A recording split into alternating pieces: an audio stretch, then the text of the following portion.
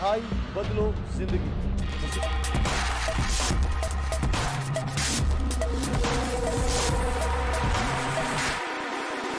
Praise the Lord. मैं खुदावंद का शुक्रगुजार हूँ जो अपने बेटे खुदावंद यीशु मसीह के वसीला से उनको जो किसी भी तरह के बंधनों में जकड़े हुए हैं उन्हें आज़ाद करता है।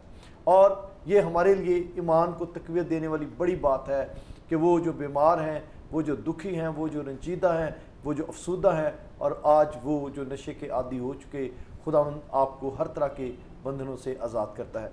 नाज़रीन, आज हम में से हर शख्स जो है वो उसके नज़दीक कोई ना कोई चीज़ बड़ी प्रीशियस है। और आज मैं बात करना चाहता हूँ आपकी ज़िंदगी की। खुदावंद ने आपको जो ज़िंदगी दी है ये बड़ी ही कीमती और प्रीशियस है। एक दफ़ा एक नौजवान लड़का अपने दादा के पास गया और अपने ग्रैंडफादर से उसने सवाल किया कि दादा जान, ज़िंदगी की कीमत क्या है। उस बुज़ुर्ग शख्स ने अपने उस नौजवान पोते की बात को बड़े ध्यान से सुना और फिर उस नौजवान को एक जो पत्थर है, सुर्ख रंग का एक पत्थर उसने उस नौजवान को दे दिया और उस नौजवान से कहा कि तेरे जो दोस्त हैं या जो तेरे जानने वाले हैं, तो 4 लोगों के पास जा और उनसे इस पत्थर की कीमत पूछ। वो नौजवान अपने एक दोस्त के पास गया जो फल बेचने का काम करता था और उस नौजवान ने अपने दोस्त से कहा कि मेरे पास ये कीमती पत्थर है, तुम इसको किस कीमत पर ख़रीदोगे। तो उस शख्स ने कहा कि तुम ऐसा करो कि मैं तुम्हें इस 2 किलो फ्रूट के इव्ज़ मैं तुम्हारा ये पत्थर ख़रीद सकता हूँ। नौजवान ने कहा शुक्रिया, मैं इसको नहीं बेचना चाहता। वो आगे गया और एक उसका जानने वाला सब्ज़ी फ़रोश था, उसने उस सब्ज़ी बेचने वाले से कहा कि मेरे पास ये एक कीमती पत्थर है जो मैं फ़रोख्त करना चाहता हूँ। उस सब्ज़ी फ़रोश ने उसको देखा और उसने उसको कहा कि ठीक है, ये पत्थर मैं ख़रीद लेता हूँ और मैं तुम्हें ये आलूओं की एक बोरी जो है वो इसके इव्ज़ दे दूँगा। नौजवान ने कहा नहीं, मुझे इसको नहीं बेचना। और कुछ दिनों बाद वो एक जौहरी के पास गया जो ज़ेवरात का काम करता। उसने उस सुनार से बात की कि मैं अपना ये पत्थर बेचना चाहता हूँ। उसने बड़े ध्यान से उस पत्थर को देखा और कहा कि मैं तुझे इसका 50 लाख दे दूँगा। और उस नौजवान ने थोड़ा सा उसके साथ जो है वो बारगेनिंग की, उससे बातचीत की, तो वो शख्स जौहरी जो है वो आमादा हो गया कि वो उस पत्थर का जो है वो 2 करोड़ तक देने को तैयार है।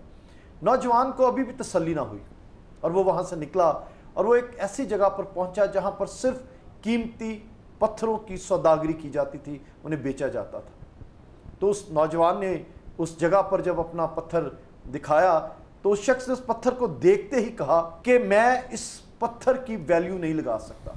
अगर मैं अपना सब कुछ बेच भी दूं तो इस कीमती पत्थर की मैं कीमत अदा नहीं कर सकता। इसलिए प्लीज़ आप इस पत्थर को ले जाएं क्योंकि मेरी हैसियत नहीं है कि मैं इस पत्थर को ख़रीद सकूं। नौजवान अपने इन सारे तजुर्बात के साथ अपने बुज़ुर्ग के पास गया और उसने वो सारी कहानी अपने बुज़ुर्ग को बताई। बुज़ुर्ग ने उस नौजवान को कहा कि हमारी ज़िंदगी की कदर भी ऐसी ही है। आप जिसके पास भी जाते हैं वो अपनी हैसियत, अपने तजर्बे, अपने मर्तबे, अपने रुतबे के मुताबिक आपकी ज़िंदगी की कीमत लगाता है। नौजवानों, शायद आज आप अपने उन दोस्तों के पास चले जाते हैं जिनको ना शायद अपनी ज़िंदगी की कदर और कीमत की अहमियत है और ना ही उनको आपकी जो ज़िंदगी है उसकी कीमत की वैल्यू है। शायद आप ऐसे माशरे में रह रहे हैं जो आपको वैल्यू नहीं करता। लेकिन खुदावंद का शुक्र हो कि खुदा ने इसी ज़मीन पर ऐसे लोग भी रखे हुए हैं जो आपकी ज़िंदगियों को जो बेमानी होती हैं वो बामानी बनाने की कोशिश करते हैं।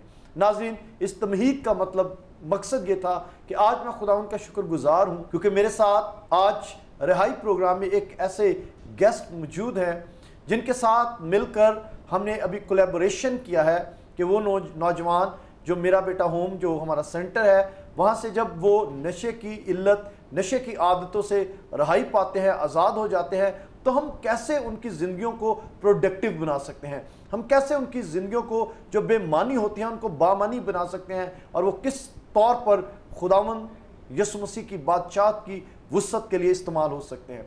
आज मेरे साथ मेरे बड़े अजीज़ दोस्त ब्रदर निसार स्टूडियो में मौजूद हैं ایوری ہوم فار کرائسٹ ان کے ادارے کا نام ہے. 18 سال سے یہ خداوند کی خدمت کر رہے ہیں اور ان کا بوجھ پاکستان میں ہر وہ جگہ ہے جہاں پر ابھی تک انجیل کی بشارت نہیں ہو سکی.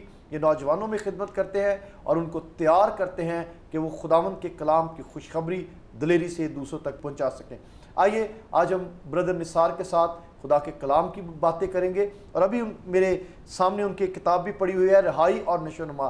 چونکہ ہمارا ایک پروگرام رہائی کے تعلق سے ہے اور پھر ہم چاہتے بھی یہی ہیں کہ ہمارے نوجوانوں کی اسپرچول جو گروتھ ہے، نشو و نما ہو. تو آج کا پروگرام بڑا زبردست ہونے والا ہے کیونکہ ہم خدا کے کلام کی باتیں بھی سیکھیں گے اور نوجوانوں کے لیے بھی حوصلے اور تقویت کی بات ہوگی. Brother Nisar, welcome to the show. جی تھینک یو.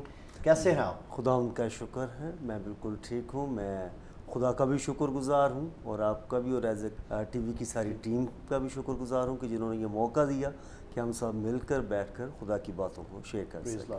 تو کچھ اپنی خدمت کے تعلق سے آپ آغاز میں بتائیے. جی جیسا کہ بھائی صاحب نے تعارف کرایا کہ میرا نام بردر نثار ہے اور ایوری ہوم فار کرائسٹ ہماری ایک مشنری مسیح تنظیم ہے جو مسیح لٹریچر کے ذریعہ سے ڈور ٹو ڈور پورے پاکستان میں لٹریچر کے ذریعے سے ایونجلزم خدمت کرتے ہیں ہم لوگ.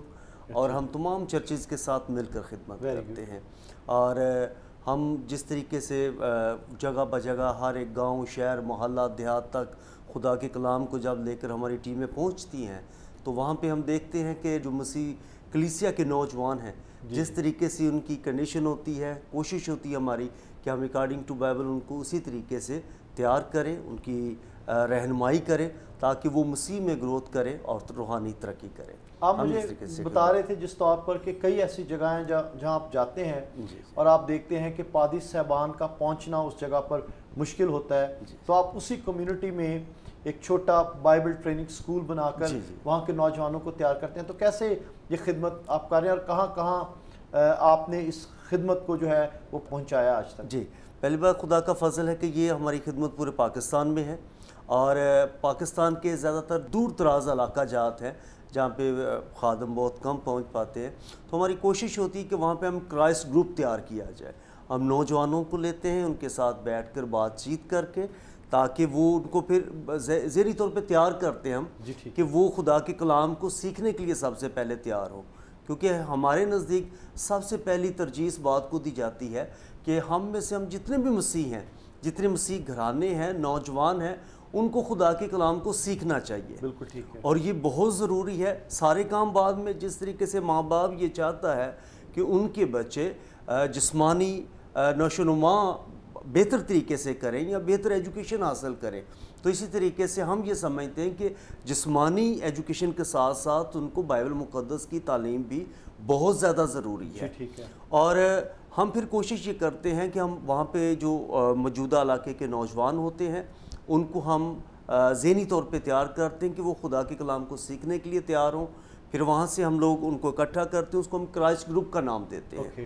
پھر ہم اس کے بعد ان کو خود کلاسیں دیتے ہیں اور جیسے وہاں سے ہم یہ سمجھتے ہیں کہ کوئی ایسے نوجوان ہیں جو ان بچوں میں سے زیادہ ایکٹیو ہیں تو پھر ہم ان پہ تھوڑی سی زیادہ توجہ دے کر اس کو ہم لیڈر مقرر کرتے ہیں اور پھر وہ سارے کرائسٹ گروپ کو خود لیڈ کرتا ہے اور ہم اس کی رہنمائی کرتے رہتے ہیں. لیکن جس طور پر آپ مجھے بتا رہے ہیں کہ نوجوانوں کو آپ اسپیشلی جو ہے آپ کا ٹارگیٹڈ جو گروپ ہے وہ نوجوان ہیں، تو نوجوانوں کو بائبل سٹڈیز کی طرف لے کر آنا یہ ایک چیلنجنگ کام ہے، جبکہ حالات ایسے ہیں کہ ہماری موسٹ آف ہماری جو یوتھ ہے وہ ڈرگ ایڈکٹ ہے یا نشے کی طرف جا رہی ہے. تو آپ کا کبھی ایسا کوئی تجربہ گزرا ہو کہ کوئی نشہ کرنے والا شخص بھی آپ کے اس بائبل سٹڈی گروپ میں آتا ہو تو آپ کا رویہ، کیونکہ عمومی طور پر تو خادمین جو ہیں ایک نشہ کرنے والے شخص کو وہ پنجابی میں یا اردو میں کہتے ہیں اپنے قریب بھی لگنے نہیں دیتے، تو آپ کا کیا رویہ اس ٹائم میں ہوتا ہے کہ ایک نشہ کرنے والا شخص اگر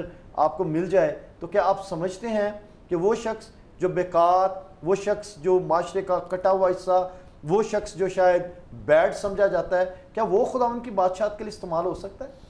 جی میرے اندازے میں تقریباً وہ زیادہ فائدہ مند ہوتا ہے. اور یہ تجربہ ہمارا شروع سے رہا جب سے میں اب بھی اسٹوڈنٹ ہوں اور جب سے میں سن 2001 سے بائبل اسکولوں میں سیکھ رہا ہوں، اپنے استاد محترم برادر سیموئل صاحب سے سیکھ رہا ہوں، تو میری اپنی ذاتی زندگی بھی کچھ ایسے ہی مرحال میں سے گزر رہی تھی کہ جہاں سے برادر سیمول صاحب نے بڑی محنت کی اور ہم پر، اور تقریباً جس علاقے سے میں ہوں حیدرآباد سے، اس علاقے میں تقریباً بہت سارے نوجوان جو ایسی ہی لت میں پڑے ہوئے تھے، جو مختلف کام ایسے کرتے تھے، کوئی ڈانس گروپ میں کام کرتا تھا، کوئی نشے میں میں خود بہت زیادہ نشہ کرتا تھا. اچھا. تو لیکن یہ خدا کا فضل ہوا اور خدا نے اپنے بندہ برادر سیمول کو استعمال کیا، جس کے وسیلہ سے ہم لوگ بچے، اور ہماری پوری ایک ٹیم ہے جس وقت خدا کے فضل سے ساری خدمت میں. جتنے بھی نوجوان تھے جو نشہ کرتے تھے یا ایسی بری عادات میں شامل تھے، وہ سب کے سب اس وقت لیڈر ہیں، سب کے سب خدمت کر رہے ہیں، کچھ پاسٹر بھی ہیں. اور ذاتی طور پہ جب میں خدمت میں ہوں تو مجھے اچھا لگتا ہے، میں جو میرے ساتھ ٹیم میں نوجوان ہیں یا میں خود ہوں، تو میں خاص کر کے ہم ان لوگوں کے پاس جاتے ہیں کہ جو چرس وغیرہ پیتے ہیں، جو شراب وغیرہ پیتے ہیں، جو اس قسم کے نشہ کرتے ہیں. ہم ان کے پاس بیٹھتے ہیں، ہم ان کے پاس پہنچتے ہیں، ہم جب ان کے پاس بیٹھتے ہیں ہم ان کی سنتے ہیں. بعض اوقات لوگ یہ کہتے ہیں کہ بھئی آپ اٹھ کے چلے جائیں، آپ لگ رہا ہے کہ جیسے خادم ہیں تو آپ ہمارے پاس بیٹھے ہوئے. تو میں ان کو واضح طور پہ کہتا ہوں کہ میں آپ کو منع تو نہیں کر رہا ہوں کہ آپ اگر کچھ پی رہے، بھائی میں آپ کو منع، تو میں تو آپ کے پاس بیٹھا ہوا ہوں. تو میں اس طریقے سے کام کرتا ہوں، میں ان کے پاس بیٹھتا ہوں. اس پہ بعض اوقات کئی بار ایسا بھی ہوتا ہے، کچھ جاننے والے لوگ ہوتے ہیں، وہ انگلی بھی اٹھاتے ہیں کہ تسی کڑے کم پہ گئے. لیکن خدا کا شکر ہے کہ اس طریقے سے کام کرنے سے پھر آہستہ آہستہ میں ان کے ساتھ رفاقت بڑھاتا ہوں. محبت کے ذریعہ سے کوشش ہوتی ہے ان کو جیتا جائے. سب سے پہلے ہم اس بات پہ پہنچتے کہ اگر کوئی بچہ، کوئی نوجوان نشہ کر رہا تو اس کی وجہ کیا نشہ کرنے کی. ہماری جو کراچی کی ٹیم ہے، وہ ان کا اب اس ٹیم میں تقریباً کافی سارے نوجوان ہیں جو آگے ایونجلزم خدمت کر رہے ہیں. یہ سارے وہ تھے جو پلوں کے نیچے بیٹھ کے انجیکشن لگاتے تھے، جو بہت مختلف قسم کے نشہ جات کرتے تھے. تو خدا کے فضل سے وہاں تک جو ٹیمیں پہنچی ہیں ان کو محبت سے جیتا ہے، ان کا جو علاج وغیرہ میڈیسن وہ دی ہے ان کو، اور اس کے بعد جو ہے کہ ساتھ ساتھ میں خدا کی کلام کو ان کو سکھایا اور ان کو خدمت میں لے کر آئے. آمین، پریز دی لارڈ. مجھے برادر نثار یہ بتائیں کہ ایک نشہ کرنے والا شخص، چونکہ آپ خود ایک نشے کے عادی رہے ہیں، ایک نشے کے عادی شخص کو کون سا پہلا چیلنج آتا ہے کہ جب وہ اس کو مسیح کے بارے میں بتایا جائے تو کون سی وہ ہرڈل ہے کہ وہ اس کو مسیح کی پہچان ہونے نہیں دیتی؟ 2-3 چیزیں اس میں خاص میں جس بات کو سامنے رکھتا ہوں سر، میں یہ سمجھتا ہوں کہ نشے والے کی، ہر بندے کی ایک الگ الگ پرابلم ہے. جی جی. کہ سب سے پہلے ہمیں یہ دیکھنا پڑے گا کہ نشے میں آیا کیوں ہے. آج اگر ہمارے ہاں نشے کا جو رجحان ہے بہت زیادہ بڑھ چکا ہے، اور بہت زیادہ نوجوان ہماری کمیونٹی کے جو ہیں کہ وہ نشہ کرتے ہیں، تو سب سے بڑی چیز ہے کہ ہم جب ان کے پاس پہنچتے ہیں تو ہم ایک نوجوان کو ملتے ہیں تو اس کی تھوڑی سی پرابلم الگ ہے، دوسرے کی الگ ہے. ہم ان سے پوچھتے ہیں کہ آپ اس نشے کی لت میں پڑے کیوں ہیں. جی ٹھیک ہے. تو پیچھے کوئی نہ کوئی ایک بڑی کہانی ہوتی ہے. جی ٹھیک ہے. چاہے وہ گھر سے کوئی پرابلم ہو، چاہے اس کی اپنی ذاتی زندگی کچھ تلخ تجربات ہوتے ہیں جس کی وجہ سے وہ ان نشہ جات میں پڑ جاتا ہے. تو سب سے پہلے جو میں جہاں تک سمجھتا ہوں کہ جتنے لوگوں نے خوشی سے ہمیں قبول کیا ہے، تو جو میری اسٹریٹجی رہی ہے وہ یہ ہے کہ میں زیادہ ان کے ساتھ جب محبت سے ایک دوستانہ طریقے سے ان سے بات کر، تو میں نے کبھی اس پہ فتویٰ نہیں لگایا تو گناہ کرنے آئی، تو مر جائے گا یہ کر، نہیں. میں آہستہ آہستہ ان کے ساتھ محبت بڑھا کر آہستہ آہستہ ان کے ساتھ پھر رفاقت بڑھاتے ہیں، اور پھر محبت کے ساتھ اس کو پوچھتے ہیں، اندر کی باتیں نکالتے ہیں کہ کیا ہوا کیا. یہاں پر جو مجھے چیز آپ کی بات سے ایک سمجھ لگ رہی ہے کہ نشہ کرنے والوں کو ایکولی ٹریٹ نہیں کرنا چاہیے. جی. کیونکہ ہر ایک کی لائف سٹوری جو ہے وہ فرق ہے، وجوہات فرق ہو سکتی ہیں، ڈپریشن ہو سکتا ہے، فیئر ہو سکتا ہے، اور کئی طرح کے ریزنز ہیں. سو یہاں پر جو امپورٹنٹ چیز ان سارے ڈفرینسز میں الگ الگ وجوہات تو ہو سکتی ہیں، لیکن ان کو ٹھیک کرنے کا کاز ایک ہی ہے، وہ ہے محبت. کہ اگر ان کو محبت سے ہم ڈیل کرتے ہیں، کسی نشہ کرنے والے کو کیئر دیتے ہیں، اس سے محبت کرتے ہیں، اس کا خیال کرتے ہیں، تو وہ شخص جو نشے کی طرف یا ہلاکت کی طرف جا رہا ہے، یا شاید بالکل وہ اپنی زندگی کو ختم کرنے والا ہو، وہ شخص جو ہے وہ آپ کی محبت کی وجہ سے، آپ کی کیئر کی وجہ سے وہ دوبارہ سے زندگی کی طرف لوٹ سکتا ہے. بھائی نثار کی بھی شخصی زندگی ایسی، اور یہ مجھے بتا رہے تھے کہ آپ کا کوئی شخص جو شراب نوشی کرتا تھا اور ایجوکیٹڈ بھی نہیں تھا، اس کی تھوڑی کہانی آپ بتائیں۔ جی، جب ہماری جو کلاسیں چل رہی تھی تب ہمارے ساتھ نوجوان تھا مقصود بھائی اور شہزاد بھائی، ابھی بھی میرے ساتھ وہ خدمت میں ہیں، کراچی ٹیم کو وہ لیڈ کر رہے ہیں۔ اچھا، اور کافی ہم جو اپنے ایک ایریا کے ہم لوگ تھے، میں خاص کر کے اس بچے کی بات کر رہا ہوں کہ جو پڑھ لکھ بھی نہیں سکتا تھا، لیکن ایسا ہوا کہ جب ہم اس کے پاس پہنچے، ہم نے ان کو تربیت کی، آہستہ آہستہ اس کو بلانا شروع کیا، وہ کلاس میں آئے اور خدا کے کلام کو سیکھنا شروع کیا، اور سیکھنے کے ساتھ ساتھ تقریباً 1-2 سال وہ سیکھنے کے دوران بھی نشہ کرتا رہا۔ اوکے، جب تک وہ خدا کا کلام بھی سیکھ رہا تھا، ہفتے میں کلاس بھی لے رہا تھا، اور چرچ میں بھی وہ سنڈے کو ریگولر جا رہا تھا، لیکن اس کے باوجود وہ نشہ بھی کرتا تھا۔ ٹھیک ہے۔ لیکن جو ہمارے استاد محترم تھے برادر سیمول صاحب، انہوں نے کبھی بھی اس کو یہ منع نہیں کیا تھا کہ بھئی آپ نشہ، آپ شراب پی کے آتے ہیں، کبھی کبھی اسے اسمیل بھی آتی تھی کہ وہ شراب وغیرہ پی کر آئے، تو لیکن وہ کلام اس کو سکھاتے رہتے تھے، سب کہتے تھے، ہم سب کو انہوں نے یہ کہا تھا کہ آپ نے کسی نے بھی اس کو طنز نہیں کرنا، اس کو ہارڈ نہیں کرنا کہ بھی یہ آپ نشہ کر کے ہیں موالی ٹائپ بندے، ایسی کوئی بات نہیں کرنی، بلکہ ہم سب اس سے محبت کرتے تھے۔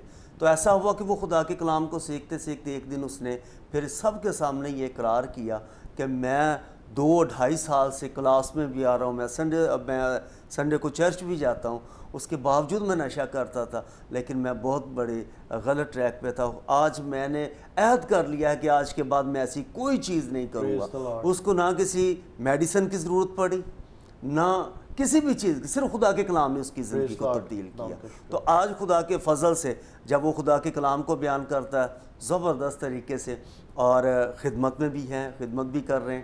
ناظرین، آپ نے بھائی نثار کی جو بات سنی ہے، اگر آپ نے غور کیا ہو تو ایک ایسے شخص کی وہ کہانی بیان کر رہے تھے جو بالکل ان ایجوکیٹڈ تھا، پڑھا لکھا شخص نہیں تھا، لیکن آج وہ خداوند کی خدمت کر رہا ہے اور بہت سی روحوں کو بچا رہا ہے۔ کئی ایسی چیزیں ہیں جو آن کیمرہ ہم نہیں بتا سکتے کہ وہ کون سی اسٹریٹجی اور کون سے طریقوں سے بہت سے لوگوں کو جو مسیح کو نہیں جانتے تھے یا جنہوں نے کبھی مسیح کے بارے میں نہیں سنا تھا، اس شخص کے وسیلہ سے جو نشے کی حالت میں اپنی زندگی برباد کر رہا تھا، جس کو اپنی زندگی کی قیمت معلوم نہیں تھی، لیکن جب وہ ٹھیک ہاتھوں میں گیا، جنہوں نے اس کو تراشا، اس کو تیار کیا اور اس کو زندگی کی قیمت بتائی، تو اب وہ خداوند کی بادشاہت کے لیے زندگیاں جیت رہا ہے۔ ایسے ہی بھائی نثار کے ساتھ مل کر ہم لوگ کوشش کر رہے ہیں کہ وہ لوگ جو نشے کے عادی ہیں ان کو اپنے سینٹر میں رکھ کر ہم مسیح کی پہچان دیں، ان کی تربیت اور تعلیم کریں، اور اس کے بعد ہم ان کو اس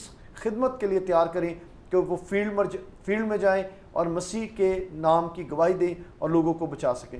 بھائی نثار، آپ جس طور پر میرے ساتھ آپ کی گفتگو ہوئی کہ ایسے لوگ جو سینٹر میں ہمارے پاس ہیں اور وہ ان کو ہم چاہتے ہیں کہ ان کے گھر والوں سے ہم اڈاپٹ کر لیں، اور وہ لوگ جو ہلاکت کی طرف تھے وہ زندگی کا پیغام لے کر جو ہے وہ قوموں اور قبیلوں میں جائیں اور امتوں تک انجیل کی خوشخبری سنائیں، تو آپ نے کیسے اس کو پلان کیا ہے، کیا اسٹریٹجی بنائی ہے کہ زندگیاں جو ہیں زبردست طور پر، بھرپور طور پر مسیح کے جلال کے لیے استعمال ہوں؟ جی ضرور، ہم بفضل خدا جس طریقے سے ہم نے اس کو پلان کیا ہے، اور جب یہ نوجوان ہمارے پاس آئیں گے، بلکہ ہمارے پاس بہت سارے نوجوان آ رہے ہیں، خدا کے کلام کو ہم مل کر سیکھ رہے ہیں اور آگے لوگوں تک بھی پہنچا رہے ہیں، تو جب یہ نوجوان ہمارے پاس آئیں گے تو ہم ان کو سب سے پہلے ان کی کنڈیشن دیکھیں گے۔ جی ٹھیک ہے، کہ جیسے میں نے سب سے پہلے کہا کہ کنڈیشن دیکھنی پڑتی ہے کہ کون کس وجہ سے، اور جب ہم اس کی کنڈیشن کو دیکھیں گے، کنڈیشن کے مطابق ہم ان کو تیار کریں گے،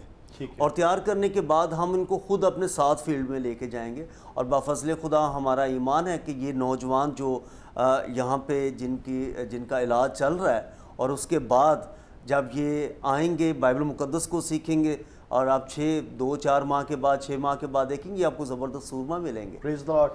ناظرین، ہم بڑے ایمان سے بھرے ہوئے 2 خادمین بیٹھے ہیں، اور اس کے ساتھ ساتھ پاسٹر انور فضل صاحب اور دیگر لوگ، وہ دعا گو ہیں کہ پاکستان کے اندر وہ نوجوان جو نشے کے عادی ہیں اور ہلاکت کی طرف جا رہے تھے، ان کے اندر خداوند ایک زبردست کام کرے، ایک زبردست تحریک ہو، اور بہت سے نوجوان جو ہے وہ خداوند کے کلام کی خدمت کے لیے تیار کرے، اور یہ وہ وقت آ چکا ہے۔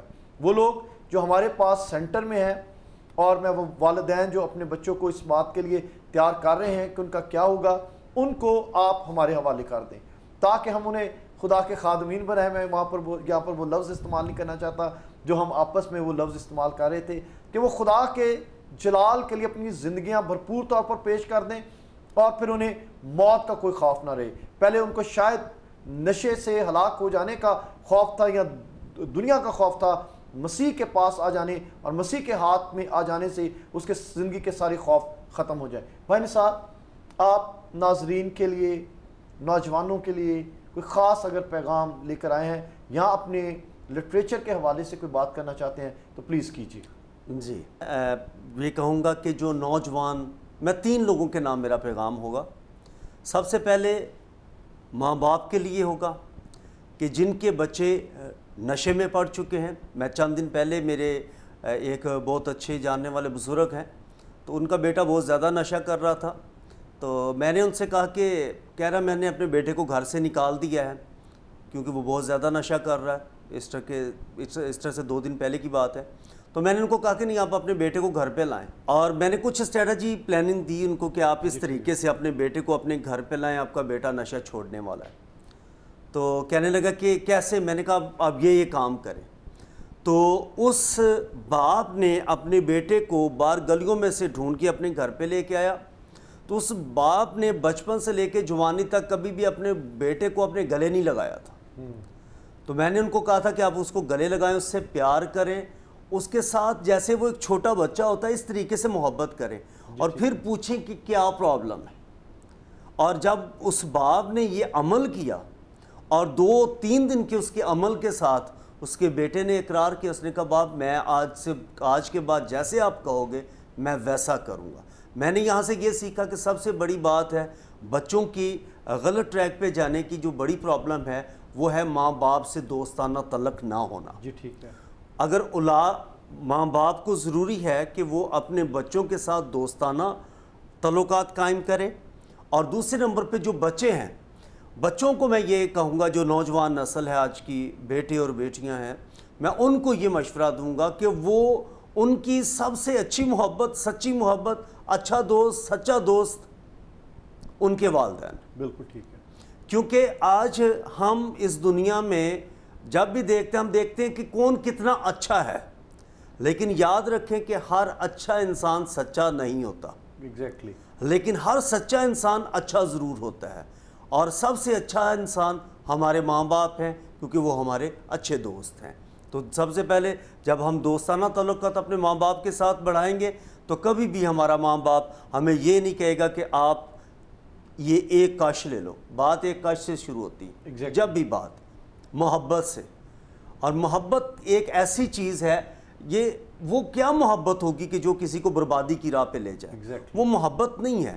وہ سمجھے کہ محبت کی آڑ میں ہمارے ساتھ دشمنی ہو رہی ہے, وہ ہماری جان, ہماری روح کی ہلاکت کا باعث بن رہے ہیں. اور دوسرے نمبر پہ میں جو ہمارے دوست ہم خدمت خدام ہیں, میں نے کبھی کسی خادم کو معذرت کے ساتھ, شاید ایسا ناممکن بھی نہ ہو, چرسیوں اور موالیوں کے پاس بیٹھے ہوئے نہیں دیکھا. میں گلہ کرتا ہوں یہ. اور ضروری ہے کہ ہم جب تک ان کے پاس جائیں گے نہیں, ضروری نہیں کہ ہلاک وہ نہیں ہو رہے کہ جو گھروں میں بیٹھے ہوئے ہیں, ہلاک خاص کر کے وہ ہو رہے ہیں جو گلیوں میں اس طریقے سے ابلیس کے جو ہلاکت کا باعث. میں جیسے یہ کہتا ہوں کہ ہمارے سب کے اندر سامری کی روح ہونی چاہیے, نیک سامری. بالکل ٹھیک ہے. بائبل مقدس میں یسوع مسیح نے جس کی تعریف کرتے ہوئے کہا, اس نیک سامری کی تعریف کی کہ اس نے اس شخص کو دیکھا ہے کہ وہ ہلاکت میں پڑا, وہ ادموا پڑا ہوا ہے. اور آج کے دور میں بھی ہم دیکھتے ہیں کہ جب ہم باہر نکلتے ہیں گلیوں میں, گلیوں کوچوں میں, بازاروں میں, جہاں پر بھی آپ نگاہ کریں گے, ہمیں ابلیس کے گھائل کیے ہوئے لوگ, ابلیس کے لٹے ہوئے, ابلیس کے ہاتھوں سے لٹے ہوئے لوگ, اور اس طرح کے لوگ ملیں گے کہ جو بظاہر دیکھنے کو تو خوبصورت ہیں, زندہ ہیں, لیکن روحانی طور پہ وہ مر چکے ہیں, مردہ حالت میں ہیں. تو جب ہم ان کو دیکھتے ہیں تو سب سے پہلے ہمیں ترس آنا چاہیے, ہمارے اندر ترس آنا چاہیے کہ ان لوگوں کو دیکھ کر کہ یہ لوگ ہلاکت میں زندگی کو بسر کر رہے ہیں. تو پھر سب سے پہلے ہمیں ان کے پاس پہنچنا چاہیے, ان کے پاس بیٹھنا چاہیے. 1-2 بار کرنے سے نہیں ہوتا. میں جب کراچی میں خدمت کر رہا تھا, بہت سارے ایسے دوست تھے کہ میں جن کے پاس جاتا تھا تو وہ پی رہے ہوتے تھے, وہ آپس میں ایک دوسرے کے ساتھ بڑے غلط مذاق بھی کر رہے ہوتے تھے. میں خاموشی کے ساتھ ایک سائڈ پہ بیٹھا رہتا تھا. ایسا وقت چلتا رہا 2 3 4 ماہ. پھر آہستہ آہستہ انہوں نے کہا کہ بھائی صاحب آپ تو کوئی بات ہی نہیں کرتے, ہم پیتے رہتے, ہم اتنے غلط مذاق بھی کرتے. تو میں نے کہا یار آپ کرتے ہو, میں نے کبھی آپ کو منع نہیں کیا. کبھی کبھی ایسا ہوتا تھا کہ وہ دھوئیں کے ساتھ مجھے پرابلم ہو جاتی تھی, 3 گھنٹے مجھے ہوش نہیں آتی تھی, ایسی بھی پرابلم ہو جاتی تھی. لیکن اس کے باوجود 3 اور 4 ماہ کے بعد ایسا ہوا کہ جب میں نے اس کے پاس بیٹھنا ان کے پاس, انہوں نے کبھی پینا چھوڑ دیا. آمین. Thank you very much brother انصار. ناظرین, بہت سی باتیں کرنے والی ہیں جو اس ہماری جو پریزنٹ کنڈیشن ہے یوتھ کی, ہم اس پہ کر سکتے ہیں. لیکن یہاں پر آج اس محدود وقت میں بردر نثار کے ویژن کو بھی اور ان کے بوجھ کو بھی آپ نے سنا ہے کہ وہ لوگ جو شاید رد کیے ہوئے ہیں یا نشے کی وجہ سے جن کی زندگیاں برباد ہو گئی تھیں, وہ ہمارے معاشرے کے لیے کارآمد ہو سکتے ہیں. اور بردر نثار کے ساتھ مل کر اور ان کی ٹیم کے ساتھ مل کر ہم لوگ کوشش کر رہے ہیں کہ وہ لوگ جو نشے کے عادی ہو گئے تھے ان کو ہم خداوند کی خدمت کی طرف راغب کر سکیں تاکہ ہمارے مسیح کا نام جلال پائے. ہمارے لیے دعا کرتے رہا کریں. رہائی ٹیم جو ہے اس کو آپ کی دعاؤں کی ضرورت ہے تاکہ ہم نشے کے عادی نوجوانوں کو خداوند کے پاس لا سکیں. God bless you. اپنا بہت سا خیال رکھیے گا. Take care. رہائی بدلو زندگی.